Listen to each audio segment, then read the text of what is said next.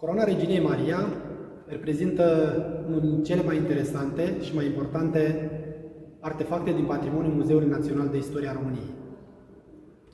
Coroana a fost realizată pentru încoronarea Reginei Maria ca suverană a României Mari la Alba Iulia pe 15 octombrie 1922, moment deosebit de important pentru istoria noastră. Coroana a fost realizată la Casa Faliz Frères din Paris, comanda fiind dată de statul român în august 1921. A fost realizată din aur, după unele surse aur transilvanean. Într-o proporție s-a folosit și argint și cupru. Cântărește aproape 2 kg și statul român a plătit bijuterului francez circa 65.000 de franci pentru realizarea acesteia.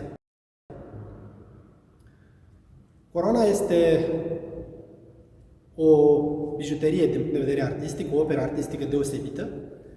Este încărcată de simboluri și reprezintă din plin personalitatea originală a Reginei Maria.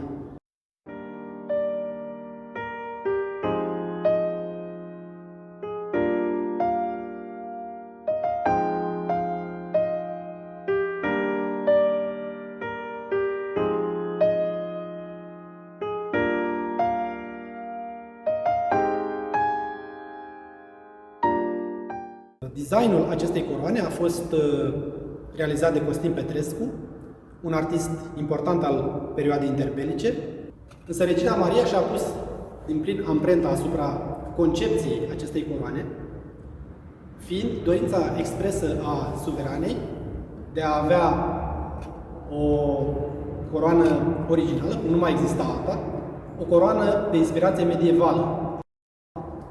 Această pasiune pentru evul mediu românesc, pentru arta medievală, era recunoscută.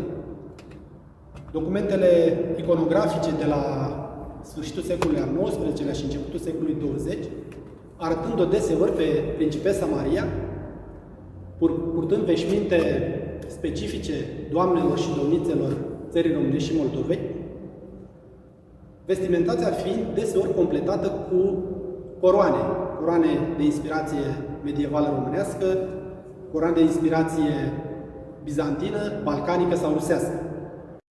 Coroana are câteva elemente deosebite, unul dintre aceste elemente fiind reprezentate de acele prependulia, acele pandantive laterale.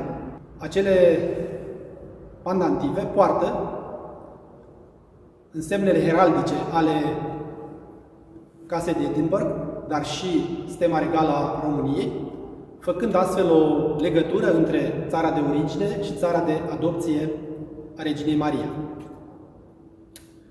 Pandantivele se continuă cu niște lanțuri din aur, ale căror elemente sunt reprezentate de spice de grâu, un simbol pe care îl găsim reprezentat și pe corpul principal al coroanei. Grâul vrea să simbolizeze faptul că, asemeni bobului de grâu, Regina Maria a ajuns într-un pământ străin, unde a prins rădăcini. Un alt element foarte interesant pe care îl găsim de mai multe ori pe coroană este acea cruce gamată, un simbol cosmic și religios, precursor al creștinismului, pe care Regina Maria l-a adoptat ca pe un semn de bun augur atunci când a găsit un astfel de pandantiv, o astfel de cruce gamată, în locul în care calul său, dintr-un motiv inexplicabil, a căzut de 3 ori în același loc, fără ca regina să pățească ceva. O altă amprentă personală a reginei asupra coroanei o reprezintă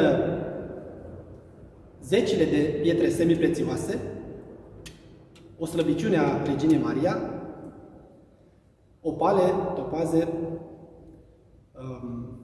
care sunt presărate pe toate elementele coroanei.